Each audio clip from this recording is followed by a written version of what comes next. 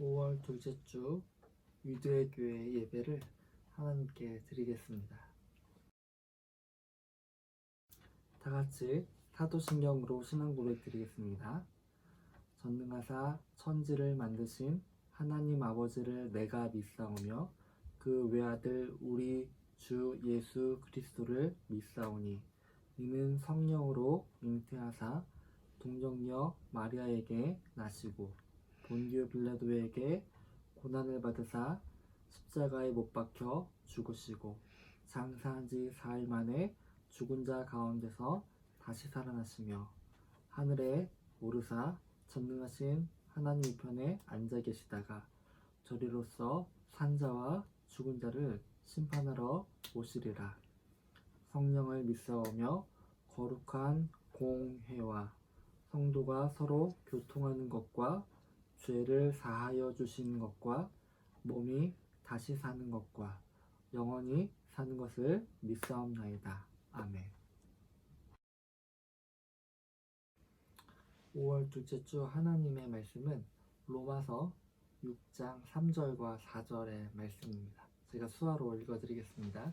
3절 무릇 결과적으로 그리스도 예수와 합하여 세례를 받은 우리는 그의 죽으심과 합하여 세례 받은 줄을 알지 못합니다. 4절 그러므로 우리가 그의 죽으심과 합하여 세례를 받음으로 말미암아 그와 함께 장사되었나니 이는 아버지의 영광으로 말미암아 그리스도를 죽은 자 가운데서 살리심과 같이 우리로 또한 새 생명 가운데서 행하게 하기 위함이라. 아멘. 오늘은 5월 둘째 주 예배입니다. 원래대로라면 가정의 달 5월이죠. 맞아서 가정에 대해서 이야기하는 게 맞는데 우리가 전에 이야기한 대로 오늘은 부활에 대해서 기억하고 기념하는 주일로 지키기로 약속했습니다. 원래는 이 정도 되면은 코로나가 좀 줄어들어서 우리가 함께 모여서 예배를 드릴 수 있을 줄 알았는데 상황이 그렇지 않은 것 같아요. 그렇기 때문에 더 이상 이제 부활주의를 미룰 수는 없고 오늘 인터넷 영상 예배지만 함께 부활주일에 대해서 기억하고 또한 기념하고 생각해보는 시간을 갖도록 하겠습니다.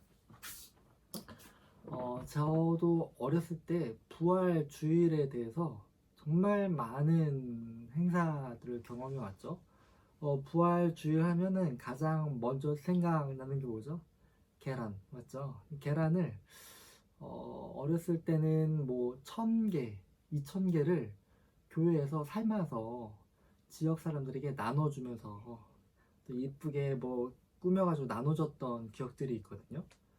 그래서 부활주일날 그렇게 선물도 주고 교회 안에서 계란도 5개, 6개씩 먹고 배도 아팠던 기억도 있고 여러 가지 경험들이 있습니다. 어렸을 때는 그냥 신나서 재밌어서 교회에서 행사라고 말하니까 그냥 네 하고 순종하는 의미로 부활주의를 지내오게 되었죠. 그러다가 고2인가 고3 정도 때 왜 부활주일이 꼭 필요하지? 라는 의문점을 갖게 됐죠. 부활주일이 우리들에게 무슨 의미가 있나 정말 많이 궁금하게 됐죠. 그때마다 교회에 계신 전도사님이나 목사님에게 물어봤죠. 목사님, 왜 부활주일 왜 꼭 필요한가요? 물어봤어요. 근데 대답이 제가 기억을 잘 못하는지 아니면은 이해력이 떨어졌는지 모르겠지만 잘 이해가 안 되는 이야기들만 막 해주시는 거예요. 1시간, 2시간 정도 이렇게 들었던 기억이 있는데 정리가 안 돼요. 그냥 더 복잡해지고 그 전도사님 말이니까 그냥 네 하다가 끝났던 기억이 있습니다. 그래서 오늘은 부활에 대해서 왜 꼭 교회에서는, 기독교 안에서는 부활이 필요한가에 대해서 함께 나눠보고자 원합니다. 제가 처음에 고2, 고3 때 그런 질문, 부활이 왜 꼭 필요한가라는 생각을 왜 시작했냐면, 꼭 부활이 아니어도 예수 그리스도의 부활과 내가 연결되거나 뭐 연합하거나 그런 게 아니더라도 나는 그리스도인 그대로 살 수 있을 것 같았거든요. 내가 꼭 부활이 필요한가? 나에게 부활과 연결됨이 꼭 필요한가? 라는 생각이 드는 거죠. 그런 거 아니더라도 나는 교회 생활 열심히 잘 할 수 있고, 또 아버지도 그때는 전도사였기 때문에 아버지 따라서 교회 일 열심히 잘 해왔거든요. 때문에 나에게는 부활이 큰 의미가 없다라는 생각을 정말 많이 하게 되었습니다. 그러다 보니까 왜 예수님은 꼭 부활을 우리에게 보여주셨나, 그런 의문점도 생기게 되었죠. 그냥 우리에게 은식아, 너 그냥 새 생명 받아, 이렇게 선포해 주면은 간단하잖아요. 근데 왜 꼭 예수님께서 죽었다가 부활하셔야 된다? 이게 예수님에게 필요한 건가? 하나님에게 필요한 건가? 생각해보면 예수님이나 하나님에게는 부활이라는 형식이 필요하지 않아요. 맞죠? 그러면은 이 부활이라는 형식은 누구에게 필요한 걸까요? 당연히 나나 앉아있는 여러분들에게 부활이라는 형식이 필요한 거겠죠. 저는 이게 왜 나에게 필요한지 모르는 거예요. 예를 들면 부모님은 나에게 꼭 필요하다고 주는데 나는 지금 필요 없다고 생각하는 거 똑같아요. 나 지금 아니야, 난 괜찮아 라고 이렇게 말하는데 부모님 입장에서 아니야, 넌 지금 꼭 필요하면서 억지로 나한테 주는 거죠. 아니야, 나 집 쌓인 거 많아서 아니야, 괜찮아 라고 말해도 부모는 아니야, 꼭 필요하고 주는 그런 느낌의 부활을 경험한 적이 있습니다. 그러다가 이제 생각을 한번 정리해 보게 된 거죠. 그러면서 만난 하나님의 말씀이 오늘 로마서 6장 3절과 4절의 말씀입니다. 제가 오늘 하나님의 말씀을 다시 한번 읽어드리면 이렇게 되어 있어요. 예수 그리스도와 합하여 세례를 들어간 우리가 그의 죽으심과 합하여 세례를 받은 것과 똑같다. 그러니까 예수님이 살아계실 때나 죽었을 때나 관계없이 우리들은 예수 그리스도하고 연합되어 있다는 이야기입니다. 그러니까 예수님이 살아계시면 나도 살아있고, 예수님이 죽었으면 나도 그의 죽으심과 합하여져 있고, 그러다가 예수님께서 부활하셨으니까 예수님을 따라서 이렇게 부활이 된다는 말이죠.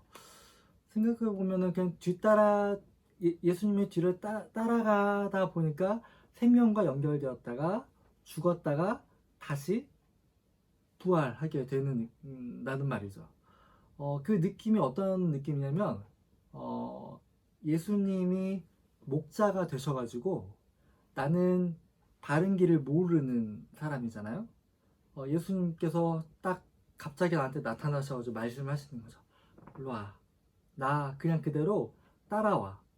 따라오다 보면은 이해가 될 거야 라고 말씀해 주시는 느낌이었어요. 그래서 따라가다 보면 생명과 예수님 만날 때 기뻐요, 감사해요. 그러다가 죽으심과 연합을 되니까 힘들어요. 예수 그리스도로 인으로 살아가는 게 힘들어요. 그러다가 다시 부활하는 그 느낌은 뭔가 새롭게 태어났다는 느낌을 받게 만들어 준다는 거죠.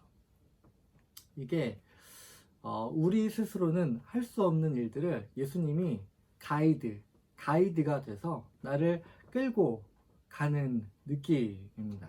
그게 곧 부활이라는 것 같아요.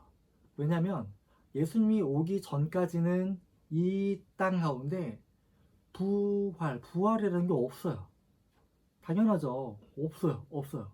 그러다 보니까 그 길을 아는 사람은 없습니다. 오직 예수님만이 인도에 가야 되는 길이에요. 근데 그 길은 예수님에게도 힘든 길이었지만 우리들을 위해서 그 길을 인도에 가신 거죠. 그렇기 때문에 기독교에 있어서나 우리 개인에게 있어서 부활을 경험하는 것, 기억하는 것, 아는 것은 기독교의 모든 것을 아는 것 같다라고 말할 수 있습니다. 우리는 세상과 다른 길, 세상에는 없는 길을 걸어가는 사람들이기 때문에 이 길을 경험하지 않으면 세상과 같은 길을 갈 수밖에 없어요. 예수님의 인도하심을 받아야만 부활을 경험할 수 있기 때문에 그 길만이 우리들에게 진리의 길입니다. 그래서 기독교에게는 부활이 너무 중요해요. 그래서 오늘 말이 처음이 좀 길었지만 축약하면 부활이 왜 필요한가에 대해서 이야기를 전해드리기 원합니다.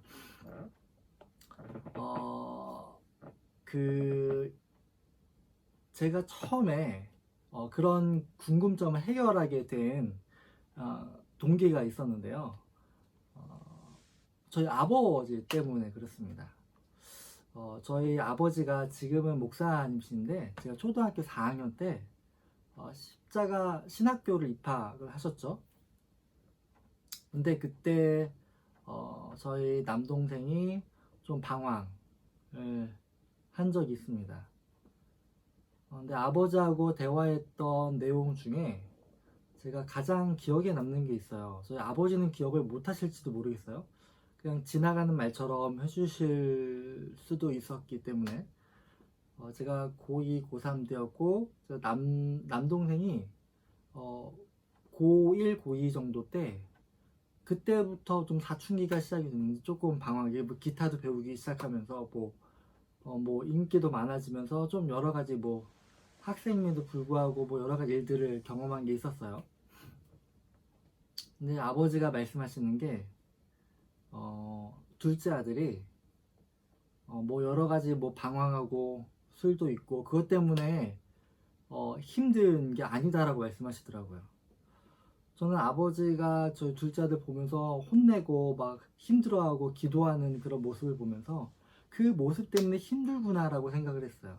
왜냐면 저희 아버지는 옛날부터 그런 모습을 보고 예의 없거나 어렸을 때 뭐 잘 바르지 않으면 많이 혼내셨거든요. 때문에 아버지의 성격을 알기 때문에 당연히 저거는 아버지한테 혼날 만한 행동인 걸 알기 때문에 아버지가 그걸 보고 힘들어 하시는 줄 알았는데 아버지가 저에게 그런 얘기를 해주시더라고요. 남동생이, 두 동생이 그렇게 잘못된 행동을 하는 걸 보고 힘든 게 아니고 이 둘째 아들이 저에겐 동생이죠. 동생이 예수 그리스도를 모르는 거가 너무 힘들다라는 말씀을 해주시더라고요. 저에게는 너무 충격이었어요. 예전에 아버지의 생각과 가치관하고는 맞지가 않거든요. 아버지가 왜 이렇게 저런 행동을 하실까? 나중에 한 번 더 힘들다는 말씀을 해주셨는데, 너희들이 가난하게 살고 좀 힘들게 살고 그런 게 보기가 어려운 게 아니라 예수 그리스도를 믿지 않는 모습을 보는 게 마음이 너무 아프다 라고 말씀을 주시더라고요.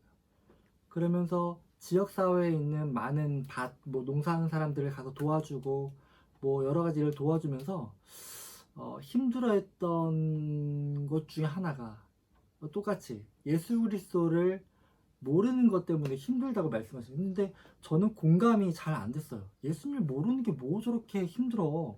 그냥 목사하면 전도하고 끝나고 받아들이지 않으면 그냥 냅두면 되잖아요. 맞죠?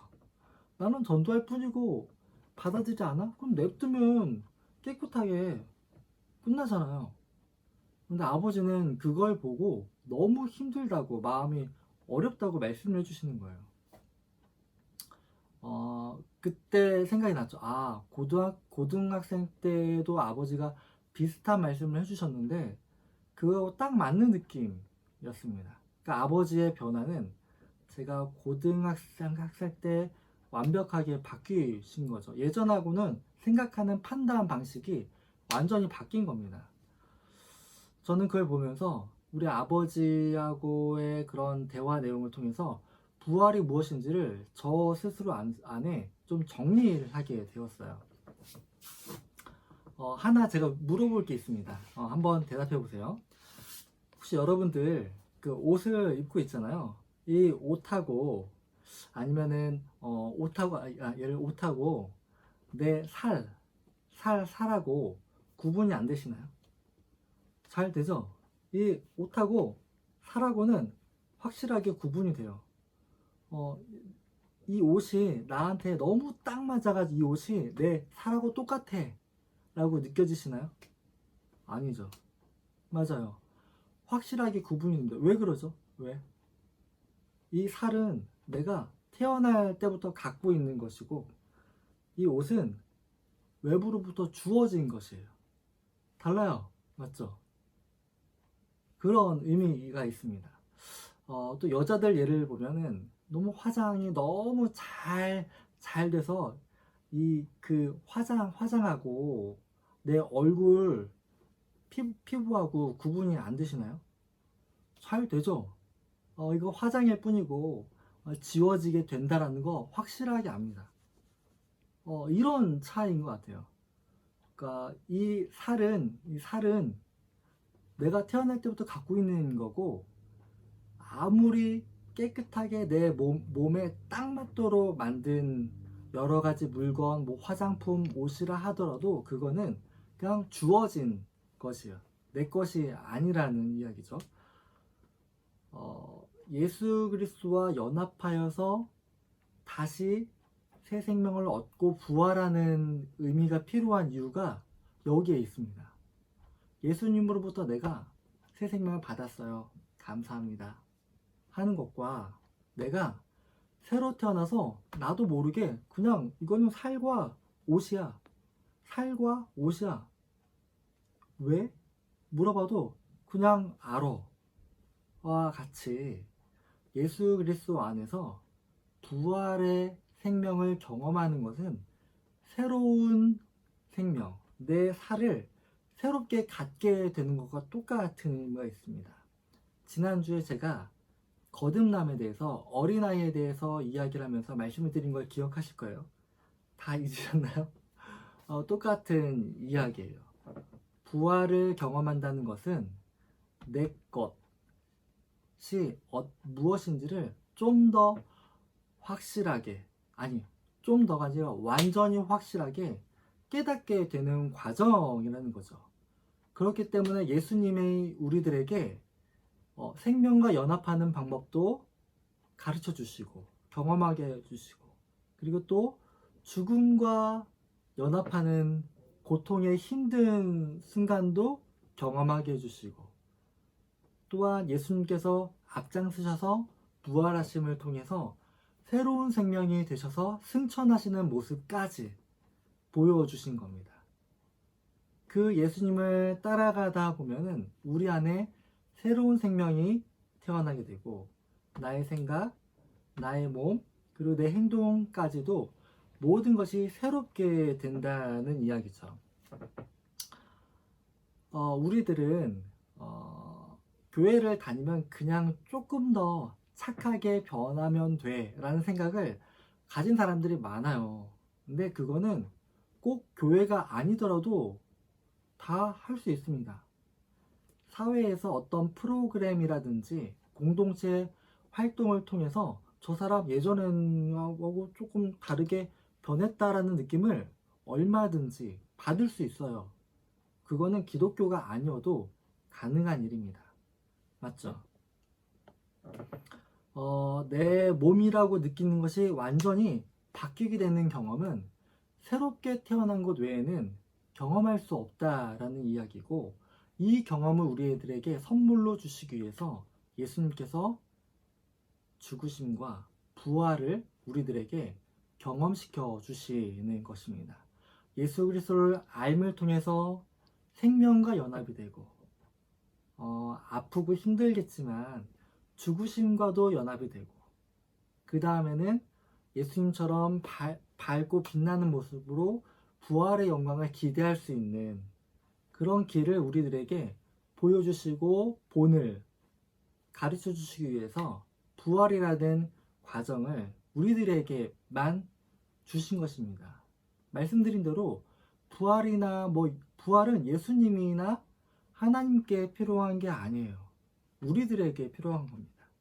이 땅을 살아가든지 하나님 나라에서 살아가든지 오직 예수님으로 인하여서 새로운 생명 가운데서 살아갈 수 있도록 도와주는 것이 부활 경험, 부활 신앙이라는 것입니다. 내가 교회를 다녀서 이제는 교회를 다니니까 술도 안 마시고 담배도 안 하고 예전과 비교해서 좀 더 괜찮게 살아야 할 거라고 마음을 다짐하는 거, 이거 부활 신앙 아니에요. 이게 부활 신앙이 절대로 아니고요. 조금은 내가 바뀔 수는 있어요. 하지만 새 생명으로 연결되는 경험은 완전히 다른 일입니다. 어떻게 다르냐면 옷을 찢으면 아픈가요? 안 아프죠? 살을 찢으면 어때요? 아프죠? 이 정도의 차이가 있어요. 정말 큰 차이입니다. 전에는 내가 손해 보는 게 기억이 나서 힘들어서 아팠다면, 이제는 저 사람이 하나님의 나라를 보지 못하는 게 더 마음이 아파져요. 정말 놀라운 경험이에요. 예전에는 나를 미워하고 거짓 소문을 만들어서 했던 사람이 미웠는데, 이젠 저 사람이 아직 구원 없어, 하나님 몰라, 그러면은 더 안타까워요. 왜 그런지 모르겠어요. 아마도 이거는 하나님 나라에 들어가기 전까지는 알 수 없는 것 같아요. 예를 들면 내가 이 살이 왜 내 건지 모르는 이유하고 똑같아요. 이 살 왜 내 거죠? 손톱 왜 내 거죠? 왜? 모르잖아요. 그런 이유하고 똑같아요. 부활이 왜 나의 생각을 이렇게 바꾸고 왜 이렇게 나의 마음이 다른 사람과는 보는 눈이 달라져서 아파지는지, 그 이유를 지금도 모릅니다. 그냥 힘들고 아파요. 저 사람이 예수 그리스도를 모른다는 것이. 이렇게 자연스럽게 되는 것이 부활 신앙을 갖고 경험하게 되는 과정, 그 결과입니다. 그렇기 때문에 기독교는 부활이 아니면 아무런 의미가 없어요. 좀 더 착하게 살고 싶어요? 기독교가 아니라도 다른 종교 가셔도 돼요. 좀 더 착하게 살려면 얼마든지 가능한 일이에요.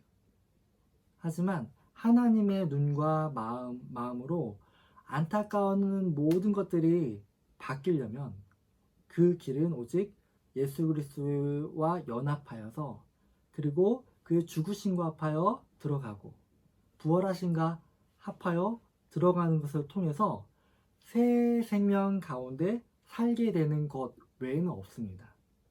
우리들에게 좀 더 우리가 위대교회를 시작했으니까 좀 더 착하고 열심히 돕자, 이거 아니고, 우리 안에 있는 새 생명 때문에 안타까운 눈으로 바라보게 되고 좀 더 돕게 되는 그 일.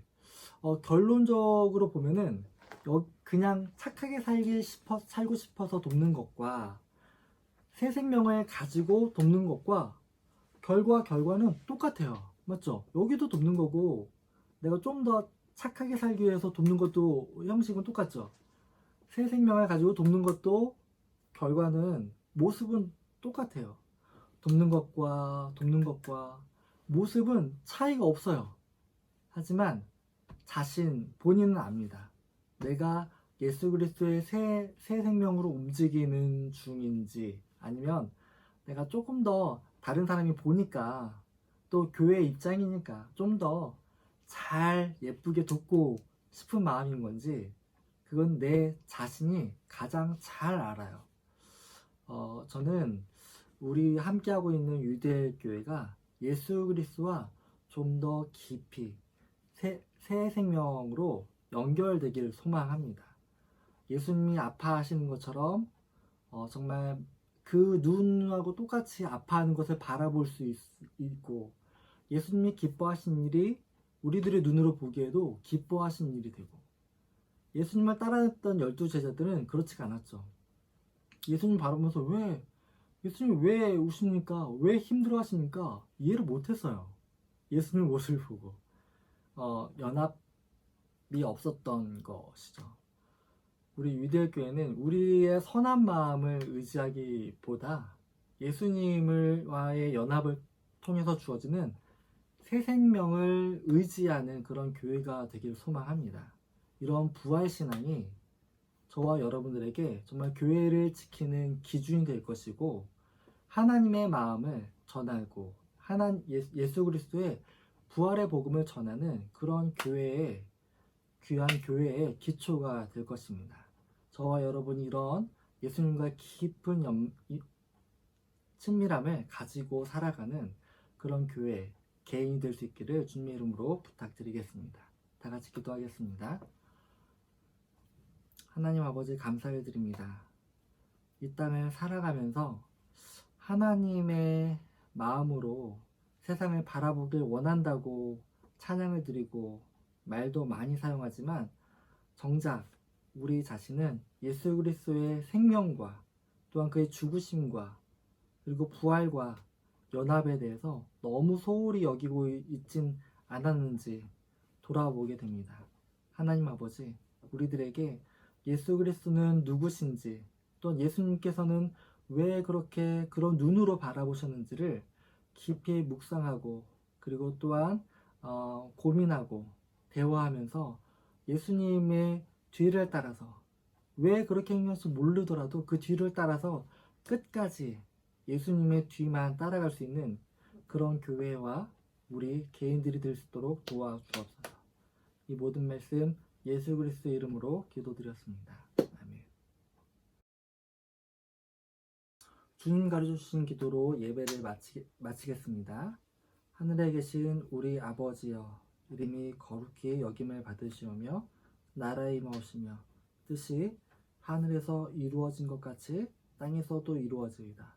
오늘날 우리에게 일용할 양식을 주옵시고, 우리가 우리에게 죄 지은 자를 사하여 준 것 같이 우리의 죄를 사하여 주옵시고, 우리를 시험에 들게 하지 마옵시고 다만 악에서 구하옵소서. 대개 나라와 권세와 영광이 아버지께 영원히 있사옵나이다. 아멘.